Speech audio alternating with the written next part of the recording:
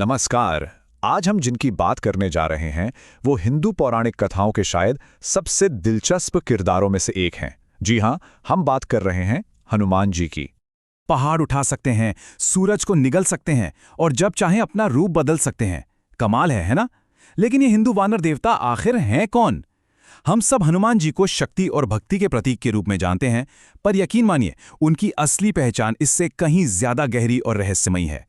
तो चलिए आज इसी रहस्य से पर्दा उठाते हैं।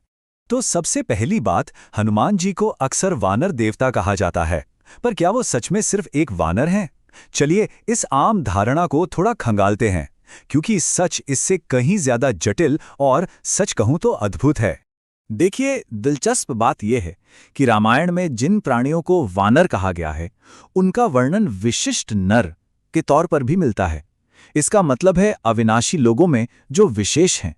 तो ये कोई साधारण बंदर नहीं थे, बिल्कुल नहीं। और यहीं पर एक और कमाल का कॉन्सेप्ट सामने आता है, कामरूपी। इसका मतलब है एक ऐसा प्राणी जो अपनी इच्छा से, योग की शक्ति से कोई भी रूप ले सकता है। सोचिए जरा, यही वो खूबी है जो हमें यह समझने में मदद करती है कि उनके वानर रूप के पीछे एक कितना बड़ा दिव्य स्वभाव छिपा हुआ है।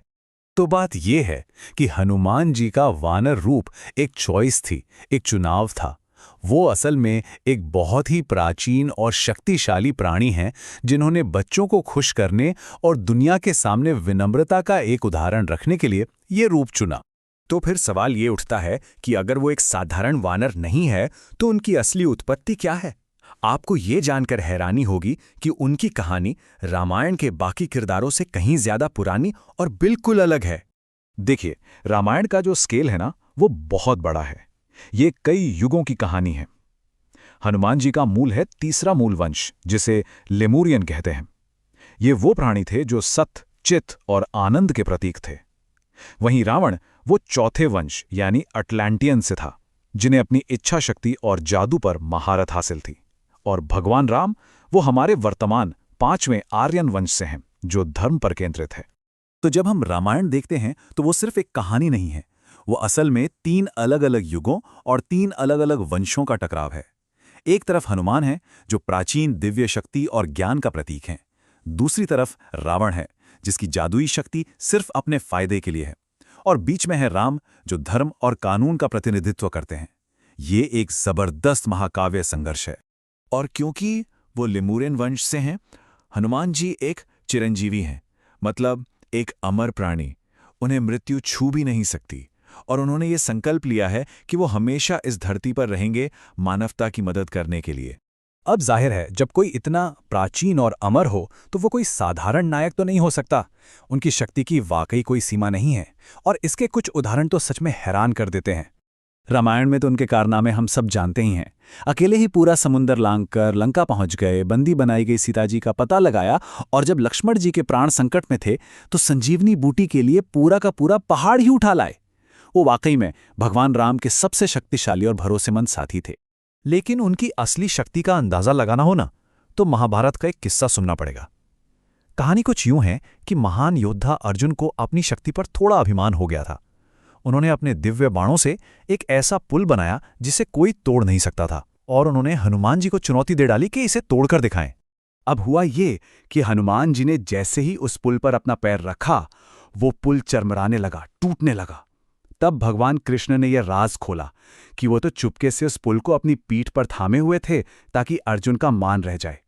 और उन्होंने कहा कि अगर हनुमान ने एक कदम और रखा होता तो सिर्फ पुल ही नहीं, मेरी पीठ भी टूट जाती। सोचिए, इतनी अपार है हनुमान जी की शक्ति। लेकिन ये जो जबरदस्त शारीरिक शक्ति है ना, ये उनकी असली पहचान का सिर्फ एक छोटा सा हिस्सा है। अब चलिए उनके आंतरिक, उनके आध्यात्मिक महत्व को समझते हैं, जो शायद इससे भी ज्यादा गहरा है। देखिए, रामायण सिर्फ एक युद्ध की कहानी नहीं है। अगर हम सतह के नीचे देखें तो ये असल में आत्मा की अपनी यात्रा का एक बहुत बड़ा, बहुत ही भव्य रूपक है। इस आध्यात्मिक कहानी में राम जो है वो परमात्मा है, यानी यूनिवर्सल सोल। सीता है जीवात्मा, यानी हम सबकी आत्मा। और लंका है हमारा शरीर, हमारा ये भौतिक अस्तित्व जिसमें हमारी आत्मा कैद है। और फिर आते हैं हनुमान। वो हैं वो पुल, वो शिक्षक जो इस जीवात्मा को परमात्मा से वापस मिलाते हैं। तो इस तरह से हनुमान जी एक दिव्य शिक्षक, एक सद्गुरु की भूमिका में हैं। वो प्राण का प्रतीक हैं, यानी हमारी जीवन शक्ति, हमारी सांस।